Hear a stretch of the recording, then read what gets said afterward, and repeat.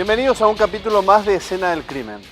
Hoy vamos a hablar de una de las modalidades que deja un índice alto de mortalidad, de las modalidades de delito que deja índices altos de mortalidad, y es justamente la de los motochorros o motobandis, como usted le quiera llamar. El punto es que son delincuentes furtivos que esperan agazapados, aprovechando generalmente la luz de la noche, zonas donde no hay policía cercana, aunque el caso de hoy tenía una connotación diferente, pero suele ser en general así, zonas donde no hay mucho tránsito, donde no hay mucha iluminación, y en algunos casos son un poco más agresivos, más avalentonados y aprovechan la luz del día. El objetivo, los objetos de valor.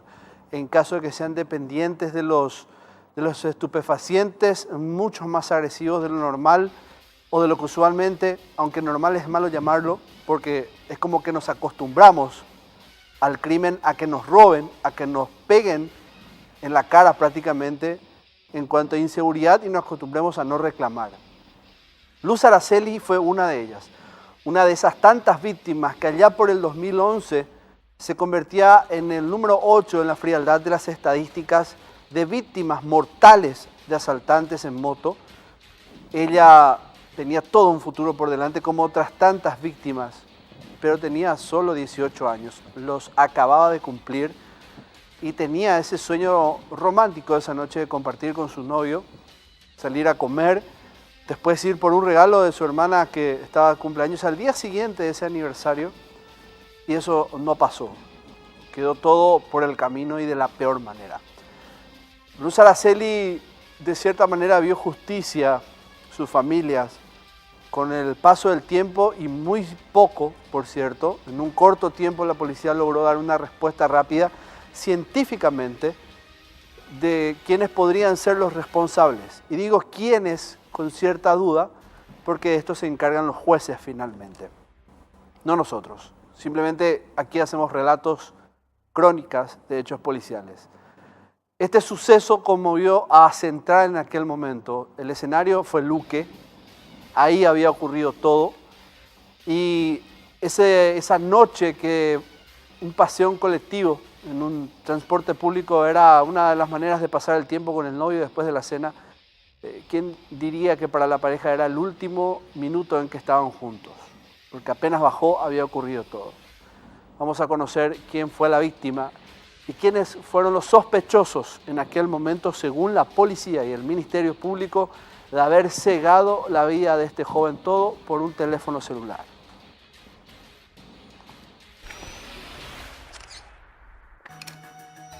Víctimas. Nombre: Luz Araceli Torres Vergara. Edad: 18 años. Domicilio: Compañía Juan de Salazar de Limpio. Profesión: estudiante. Fue asesinada en un intento de asalto el 28 de noviembre del 2011, cuando retornaba a su casa luego de compartir una cena con su novio. Nombre: Rubén Darío Jiménez Ramírez.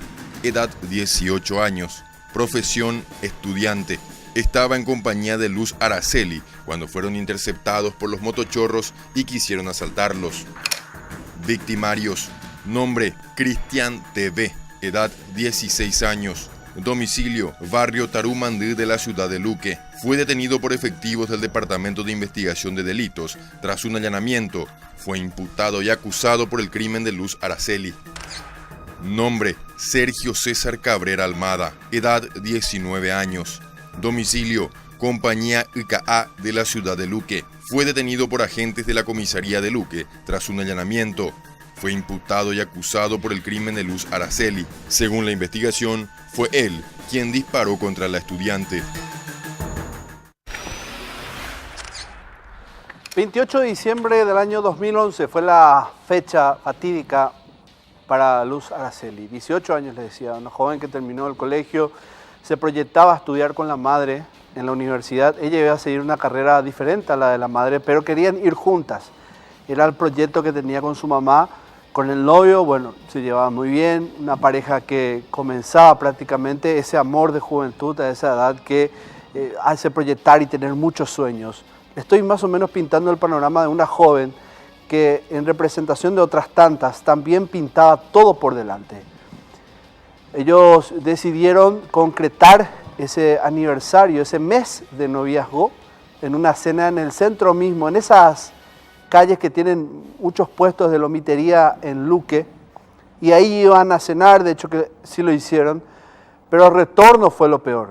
Esa vuelta que se conjugaba con la noche, la oscuridad, una zona sin mucho tránsito, pero se van a escuchar en una connotación diferente, les decía al principio del programa, porque hablamos que muchas veces estos delincuentes buscan la no presencia de policía. Sin embargo, esa noche había una reciente caseta policial inaugurada en aquella administración de José Visitación Jiménez, de Viviano Machado, perdón, que era uno de los comandantes de la policía. Y esa caseta policial tenía en parte la obligación de como otras tantas, de velar por la seguridad perimetral, menos en las cercanías, hacer rondas constantes. Esa no fue la noche. Al parecer todo conspiraba en contra de esa pareja y de la peor forma. Este es el informe de qué pasó.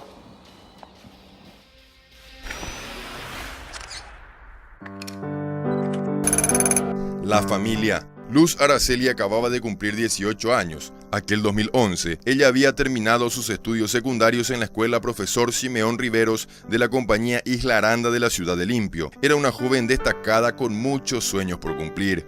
Pero ella no solo era buena como estudiante, además tenía una hermosa voz que cautivaba a todos durante los actos culturales estudiantiles, y por su belleza y desenvoltura había sido convocada para integrar la banda que desfilaba en los días de festejos patrios y municipales. Desde muy pequeña se dedicó a cantar en festivales y a participar en concursos de canto.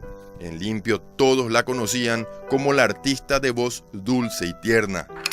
Su muerte dejó partida a toda la familia, que sigue recordándola como la joven hermosa y risueña, con muchos sueños que día a día planificaba un mejor porvenir para ella y toda su familia.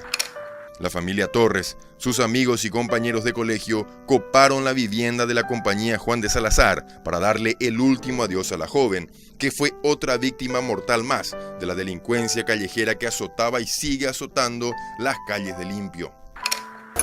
Era solidaria.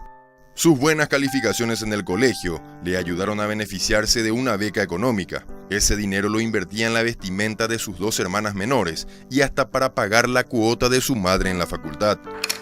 En la noche del miércoles 28 de diciembre, además de festejar el cumplemes de noviazgo, Luz Araceli y Rubén Darío habían hablado de las carreras que querían seguir y a qué facultades irían para convertirse en profesionales. Ella tenía proyectado ir a la facultad para seguir la carrera de administración de empresas e ir a la misma universidad que iba su madre. Despedida. Durante el velorio, la familia a gritos pidió mayor seguridad. Ese reclamo que sigue retumbando todo el país. Doña Hermelinda Vergara, entre llantos, reclamaba a las autoridades para que las calles puedan ser un poco más seguras. Apuntó a las autoridades que en cómodas oficinas no conocen y no experimentan lo que los lugareños de Limpio padecen día a día en las calles, que ni siquiera están iluminadas con alumbrados públicos de la ANDE. Justicia, pero ¿cómo va a haber justicia habiendo lugares tan boscosos? Porque lo que están allá debajo del aire acondicionado no saben la condición de vida de la gente de afuera. Nadie sabe eso. El viernes 30 de diciembre se dio el emotivo adiós a la joven asesinada por asaltantes. Una multitudinaria caravana acompañó el féretro de Luz Araceli. Pedazo de mi corazón, ¿por qué tengo que dejarte en este lugar, mi amor? Fueron las últimas palabras de su madre antes de enterrar para siempre a su hija.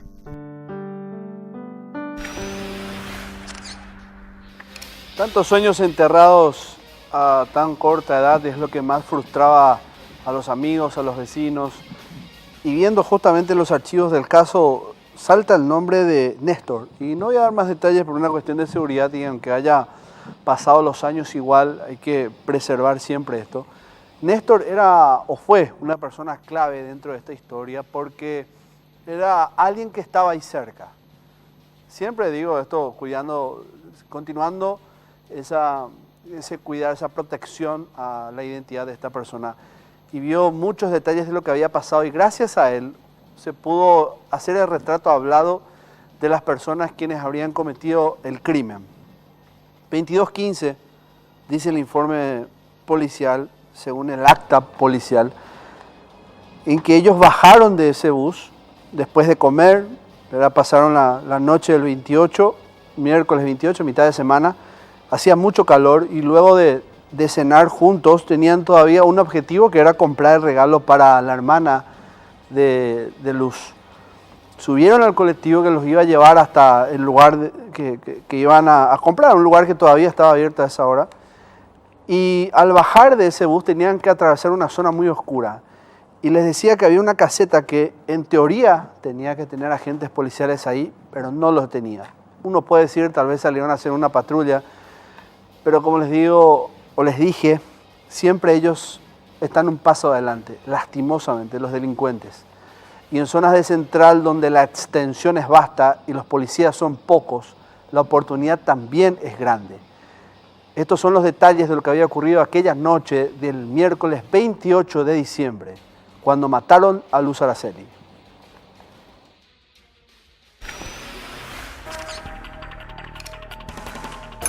¿Qué pasó?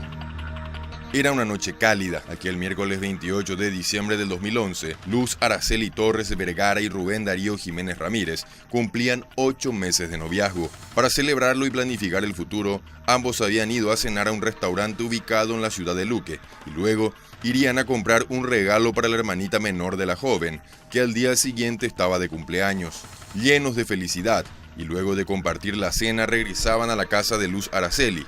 La joven pareja de novios bajó de un bus en la compañía Juan de Salazar de la ciudad de Limpio. Eran aproximadamente las 22:15 de la noche. Los jóvenes iban seguros, ya que a pocas cuadras de donde descendieron funcionaba un puesto de vigilancia de la Policía Nacional, que 2 meses antes había sido inaugurado por el entonces comandante de la policía, José Visitación Jiménez. Pero cuando apenas entraron en un camino vecinal, fueron víctimas de la inseguridad. Ambos pasaron frente a sus victimarios. Uno de los delincuentes había descendido de la motocicleta para hacer sus necesidades fisiológicas. Luego, el asaltante abordó la moto y fueron a robar a la pareja. El crimen tuvo un testigo clave, Néstor Aveiro, un vecino del lugar que relató lo sucedido. Y se bajaron los dos y el que estaba manejando se subió así, una barranquita se subió como para orinar. Y se quedó ahí justo cuando eso le pasó a la pareja. Y ahí cuando le pasó el otro muchacho que estaba parado y ahí ya le apunta con el arma de fuego. Cuando le apunta ya se sube, el que se bajó a orinar ya se sube en su moto. Y ahí le apunta, nos llegó a escuchar qué es lo que le dice, pero cuando la chica toca así su cintura, creo que va a buscar algo, ella le dispara. No sé si se le disparó nomás su arma o hizo a propósito, no le llegó a llevar nada. Cuando uno de los delincuentes se acerca a la pareja, Rubén Darío se resiste al asalto y a entregar sus pertenencias. Le habían pedido los teléfonos celulares y la billetera al novio. En medio de la discusión y la pelea, uno de los delincuentes desenfunda el arma que tenía consigo y apunta a sus víctimas. En medio del tumulto, Luz Araceli se pone enfrente y el victimario efectúa un disparo hiriendo a la joven. Cuando el estudiante cae al suelo, el delincuente vuelve a subir a la motocicleta, una Taiga de color negro, y huyen del lugar. Néstor comentó que corrió rápidamente hacia donde estaban Rubén Darío y Luz Araceli, y mientras el novio intentaba ayudar a su novia herida, él llama al centro de emergencias del sistema 911 de la policía para pedir ayuda. Lastimosamente le llamé a la policía y te preguntan hasta qué marca de champion tenés, pues ahí te preguntan para que venga. Le llamé al 911 y me preguntaron, ¿y si le disparó con un arma de fuego? ¿O con qué clase de arma? Más que usted le traje cuando ya estaba acá casi frente a la parada 34, la patrullera se iba recién. Pero a pesar que a solo 2 cuadras estaba la caseta policial de Limpio, nadie llegó a tiempo, ni para ayudar a la víctima, y menos para ir detrás de los autores del intento de asalto. El comisario Eleuterio Aquino, entonces jefe de la comisaría Novena Central, dijo días después que sí había un uniformado en el puesto policial de la compañía Juan de Salazar, pero que él no escuchó nada. Había en la caseta, pero él tampoco escuchó nada. Eso es lo que él manifiesta, que no escuchó nada. Ni tampoco los vecinos que estaban en el lugar, aproximadamente 70 metros, tampoco ellos no escucharon nada. Como la policía nunca llegó al sitio tras el pedido de auxilio, en un vehículo particular alzaron a la joven herida de bala y la llevaron hasta un centro asistencial privado de la ciudad de Limpio. Pero debido a la complejidad, fue de nuevo trasladada en una ambulancia hasta el Centro de Emergencias Médicas en Asunción. Los médicos del Hospital del Trauma auxiliaron e hicieron todo lo que podían para ayudar a Luz Araceli, pero la joven no resistió y falleció en horas de la madrugada. Luz se había puesto como un escudo humano frente al novio. Prácticamente saltó a interponerse en esa pelea, tal vez buscando calmar la situación o tal vez queriendo hacer eso, interponerse entre lo que era una amenaza latente de muerte y su pareja, a quien amaba, según lo que contaban los familiares. Y lastimosamente terminó de la peor forma. Lo que recuerdo en parte del informe, hablan de que en aquel momento había policías, lo que tal vez haga peor la situación. Porque si habían ahí, ¿cómo es que no pudieron responder rápido? Hay tantas interrogantes que uno igual se sigue haciendo y duele bastante, aunque hayan pasado los años. ¿Cómo es que de haber estado ahí tal vez una esperanza de trasladarla con rapidez a ella, tal vez se pudo haber salvado?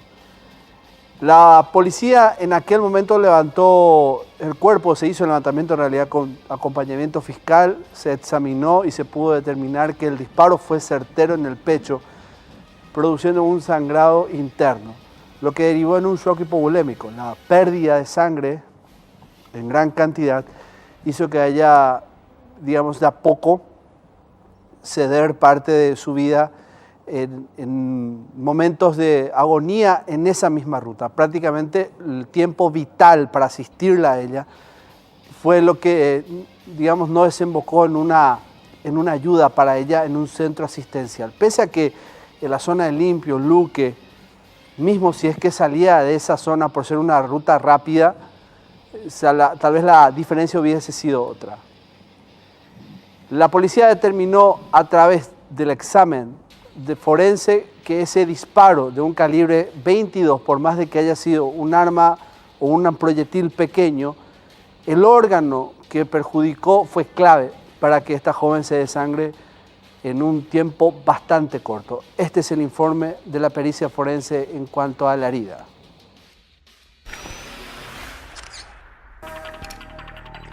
Heridas que hablan.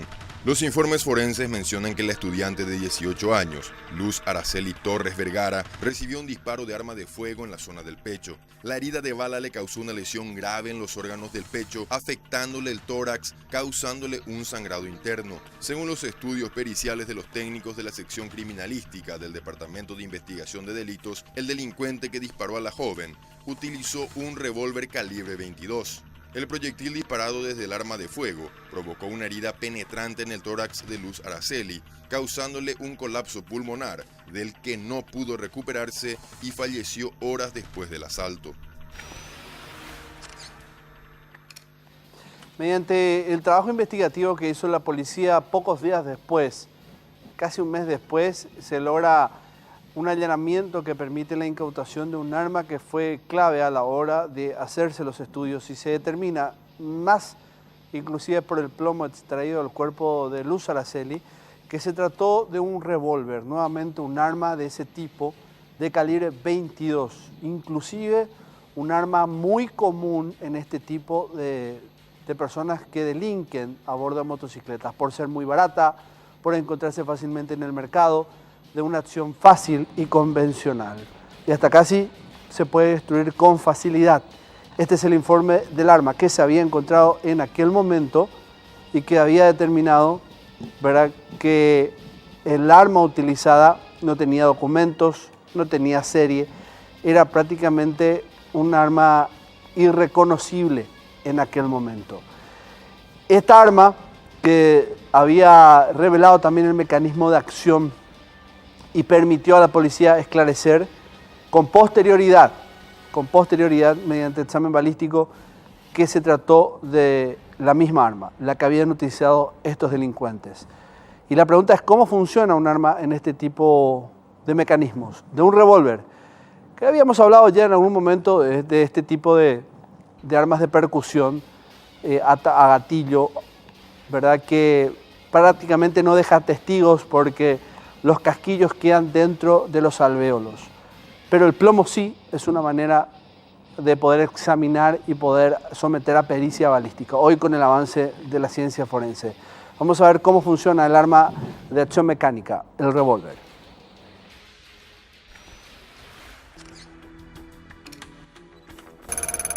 Revólver, mecanismo de función. El revólver es un arma de fuego manual de repetición que cuenta con un tambor o recámaras que se alinean directamente con el tubo cañón antes de ejecutar el disparo.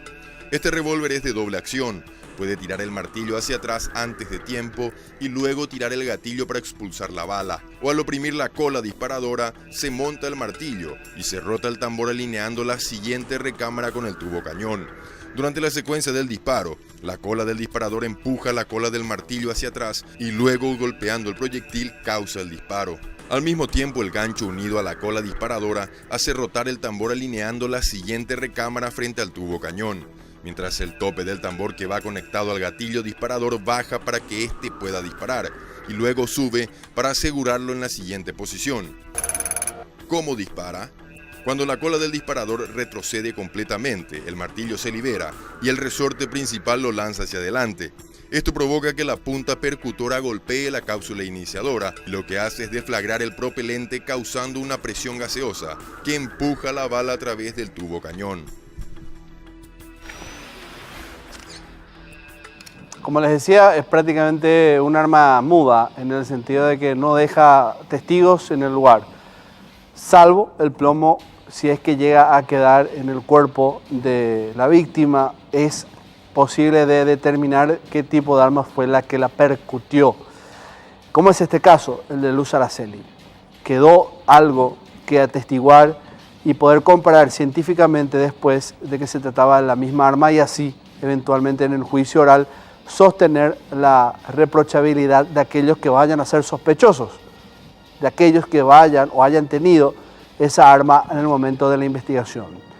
Vamos a hacer un pequeño corte en este momento y enseguida volvemos con más informes, la parte técnica de todo este caso, cómo de a poco la policía fue descubriendo y armando el rompecabezas en torno a un caso que parecía uno en un millar, cómo determinar quiénes eran los responsables, con tan poco, en menos en ese momento, todo a la vuelta del corte.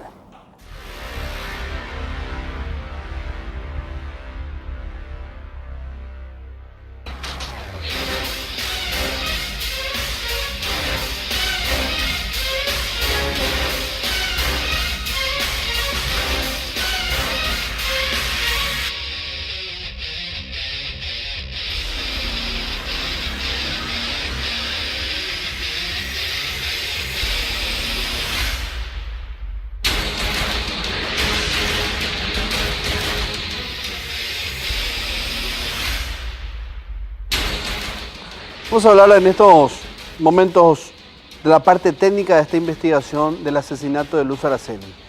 Una joven que tenía toda una vida por delante junto a su pareja, porque en aquella noche que la mataron, ella estaba festejando un aniversario, un mes más de noviazgo con el joven que en ese momento estaba con ella. Decidieron ir a comer juntos en una lomitería en la ciudad de Limpio.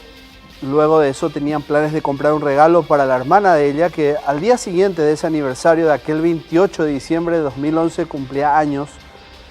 Y en ese interín, o en esa intención de ir a cometer esa compra, de ir a poder comprarle ese obsequio a su hermana, subieron a un bus y al bajar sobre la ruta principal, habían unos jóvenes que estaban en una moto.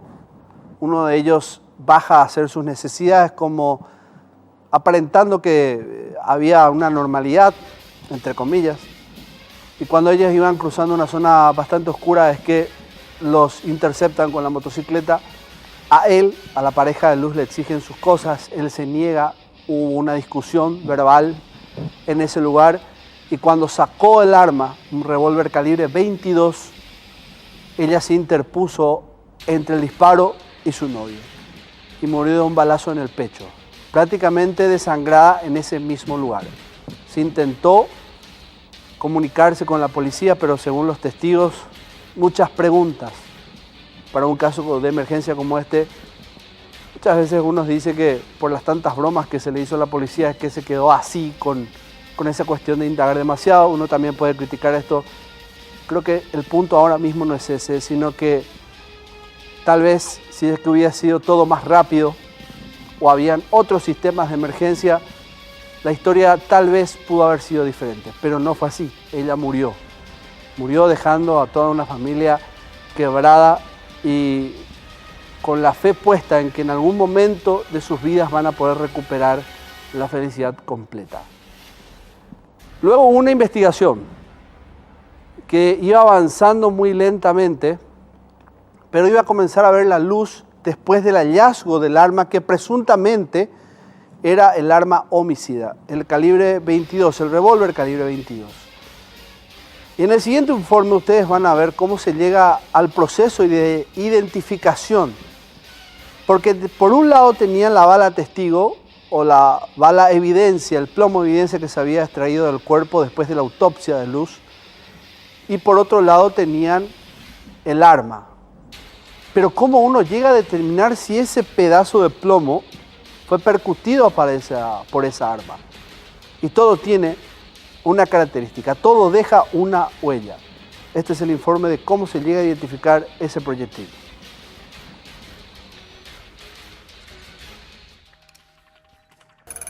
¿Cómo se identifica?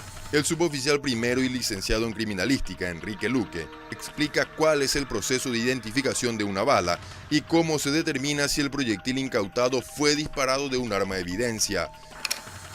Primeramente identificamos el calibre, determinamos el calibre, si es que contamos con un arma de evidencia por la cual se genere alguna duda de que esa bala de evidencia remitida a esta división. Hacemos primeramente lo que corresponde con el arma, que es identificar si es que fue disparada con anterioridad y también realización de disparos experimentales para obtener balas testigos, a la cual nosotros hacemos con este macroscopio comparador, hacemos la comparación de esas dos, tanto la bala de evidencia como la testigo.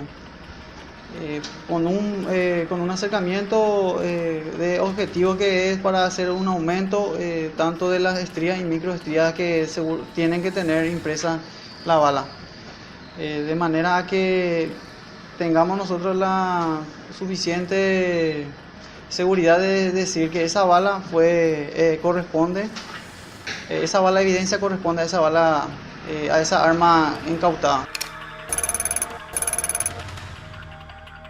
Todas las armas tienen estrías que son únicas en cada arma, no así como las escopetas que no carecen de estría. Ellos se la conoce como de animal, tubo cañón de animal lisa. Sin embargo, las demás armas sí tienen algunas, tienen las estrías y microestrías, las cuales nosotros hacemos esa comparación. Los peritos utilizan un macroscopio para determinar si las estrías que deja el arma evidencia por el proyectil disparado coinciden con la bala levantada como evidencia. Las estrías en las balas son como las huellas dactilares de las personas, son únicas e irrepetibles. El macroscopio de comparación, que es esta, la que tenemos aquí, podemos hacer dos comparaciones en las que son las balas testigos, tanto la vaina también podemos hacer comparación con este macroscopio para buscar las huellas de fondo de percusión y todas las huellas requeridas para que podamos hacer una determinación, así como las balas también. Las estrías y las microestrías, que hace una comparación en un mismo plano de las dos vainas, tanto bala evidencia como la bala testigo. Y así hacemos ahí en este plano, en un plano general. De esa manera nosotros observamos y requiriendo del aumento, vamos buscando las características para poder tener esa determinación certera. Prácticamente el caso no tenía muchas opciones de evadir porque el plomo encontrado coincidía o tenía al menos esas características relatadas por el perito. Había manera, con esa ampliación de la bala testigo, ¿verdad?, con el sistema macroscópico, de poder hacer la comparación con las estrías del arma. La técnica estaba, también se tenía la bala testigo, faltaba los sospechosos y también el arma homicida para someterla a pericia. La policía, siguiendo con el relato de aquel hombre que en su momento había sido el principal testigo de todo lo ocurrido, Néstor, y también sumado a lo que habían encontrado en materia de evidencias y pistas en la zona por las características de la motocicleta, otros hechos que habían ocurrido en la zona, llevó a un camino investigativo a la Policía Nacional, al departamento de la Brigada de Investigaciones de Central, que tenía a cargo dilucidar este hecho. Uno de los tantos, el octavo que se registraba en aquel 2011, por cierto. Y llegó el tiempo, un 4 de enero del 2012 ya, pocos días después, ni siquiera se habían cumplido 30 días, que se tuvo una pista certera y se realizaron 2 allanamientos. Estos 2 allanamientos, prácticamente en simultáneo, habían permitido la detención de quienes eran los sospechosos, quienes ya conocimos en un principio. Jóvenes ellos, con antecedentes y con la descripción casi exacta de quien en ese momento era la única persona que había visto todo lo que ocurrió, que es el testigo clave. Su descripción física en cuanto a atuendos, la apariencia que tenían, pese a que era de noche, en aquel miércoles 28 de diciembre, permitió, mediante cotejo visual a la policía, en ese primer instante, de determinar estos son los sospechosos. Ya posterior a eso, comenzaron las pericias forenses y se determinó policialmente que ellos eran los responsables del asesinato de la joven de 18 años. Este es el informe del procedimiento que se hizo en aquel momento, aquel 4 de enero del año 2012.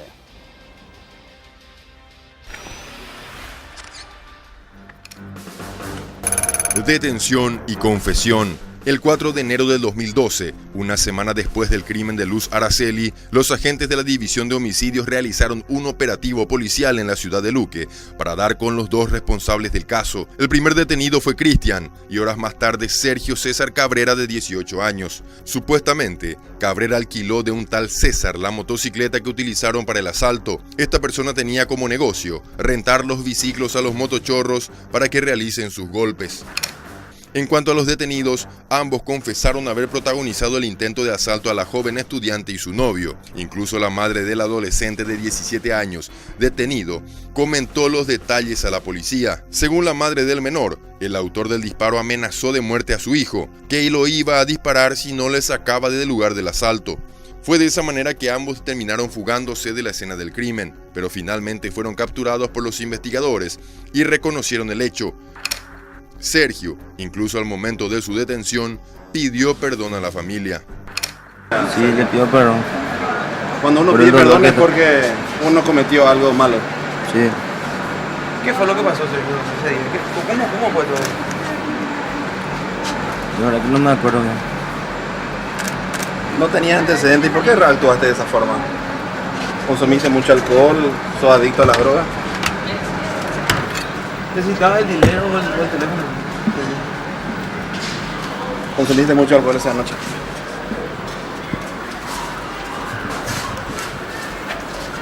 ¿Te arrepentís de lo que hiciste? ¿Qué pensás después de todo lo que pasó? Quédate. Le pido perdón a la familia, eso. Por el dolor que está pasando ahora. ¿Sabes lo que te pone ahora?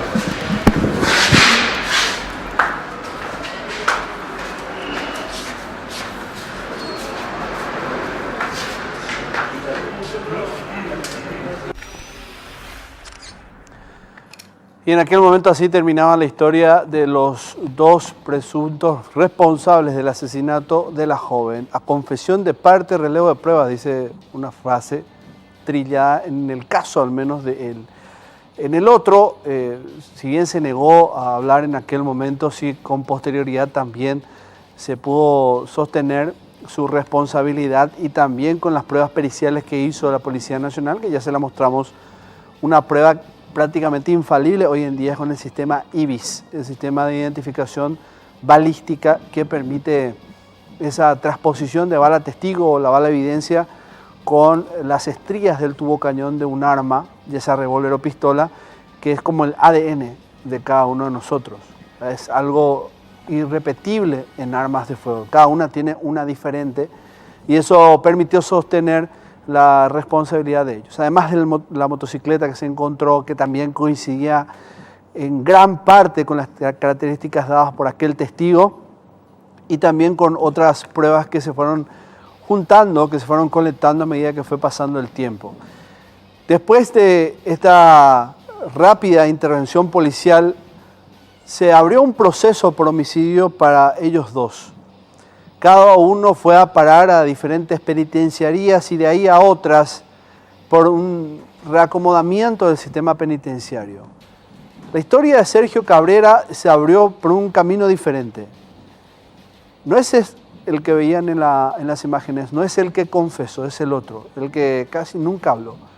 A él se lo había llevado al correccional de Misiones, a la penitenciaría de Misiones, la regional, y ahí se mató, y de la peor forma.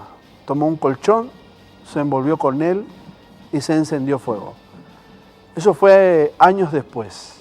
El otro, el que sí habló, el que confesó, hasta hoy día sigue detenido y con el proceso abierto por el homicidio de Luz Araceli.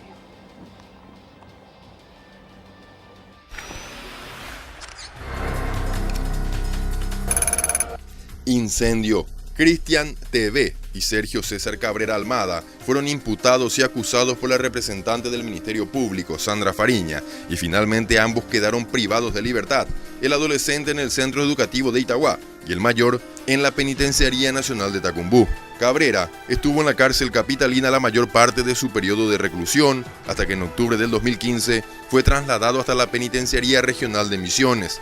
El interno oriundo de Luque estaba en el pabellón A alta de dicho reclusorio. Los reportes de las autoridades de justicia mencionan que en noviembre del 2016, Cabrera pidió a los guardias que le trasladen a la celda de aislamiento, supuestamente por su seguridad. Pero el 17 de noviembre, dentro de su celda se enrolló con una frazada y se prendió fuego, según había informado el director del penal, Ulises Martínez.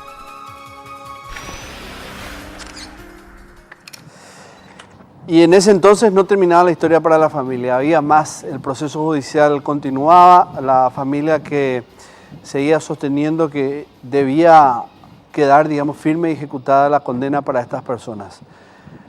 Luz Araceli fue uno de los tantos casos que se tuvo en aquel 2011, hubo otros tantos que claro van a tener también su espacio aquí en Escena del Crimen. Tomamos el de ella porque en aquel momento se constituyó en uno de los más repudiados por su corta edad, porque en aquel momento también había representado una responsabilidad muy grande el que habiendo una caseta policial tan cerca no se pudo haber respondido efectivamente al pedido de auxilio del testigo, del joven, la pareja sentimental de Luz, y después el descargo que hacía la policía que sí había efectivamente agentes en esa caseta y que no escucharon nada. Claro que no lo van a escuchar, a 200 metros es difícil escuchar un pedido de auxilio.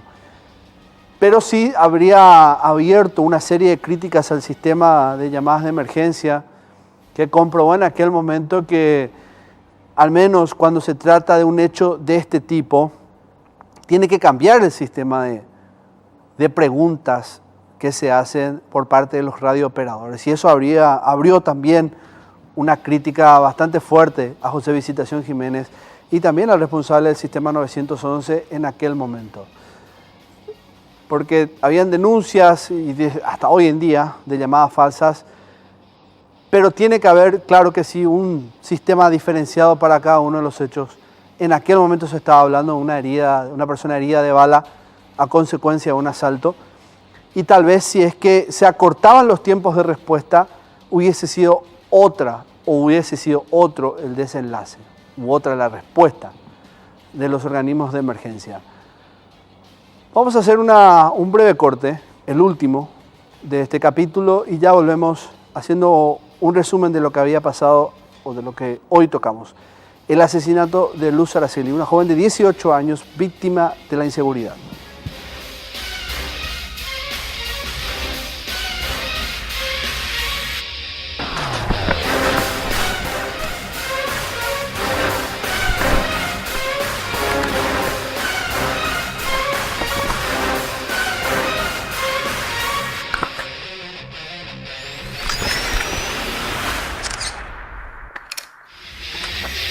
Año 2011, un 28 de diciembre, hacía mucho calor esa noche.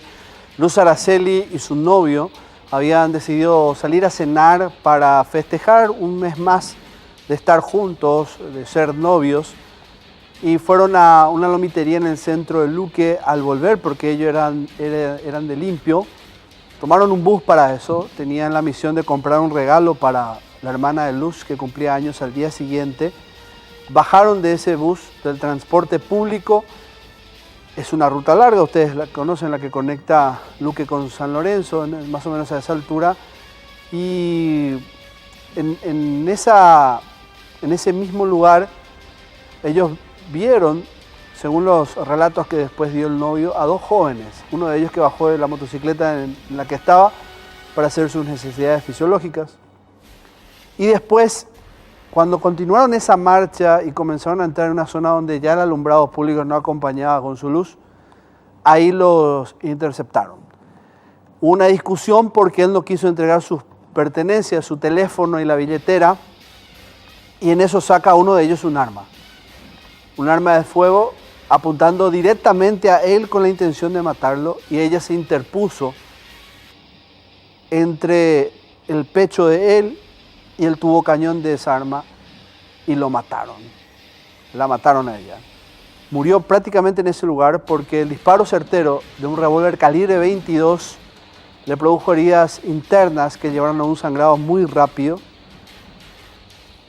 Y por más de que se haya intentado salvarla con una llamada policial, el hecho de que se haya tardado un poco, aunque no sabemos si eso fue determinante, pero sí, fue bastante criticado, no se la pudo socorrer con rapidez, dada también la zona y la distancia que había del hospital más cercano.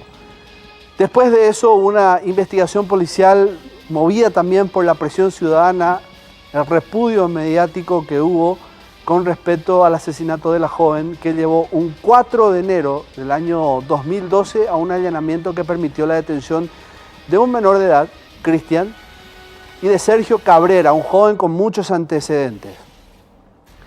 La incautación del arma que presuntamente fue la homicida permitió un examen balístico que, en la comparación, pudieron encontrar que las estrías que estaban en el plomo que se sacó del cuerpo de Luz Araceli coincidían con las estrías del revólver utilizado y que se había encontrado entre las pertenencias de estos dos sospechosos. Ahí, a nivel forense, se tenía una prueba clave para la policía. Ellos dos fueron enviados a diferentes penitenciarías. Cristian, por ser de edad, al correccional, conocido como Panchito López, y Sergio Cabrera fue llevado al penal de varones del barrio Tacumbú y con posterioridad trasladado a la cárcel regional en Misiones por una cuestión de hacinamiento de la cárcel en barrio Tacumbú.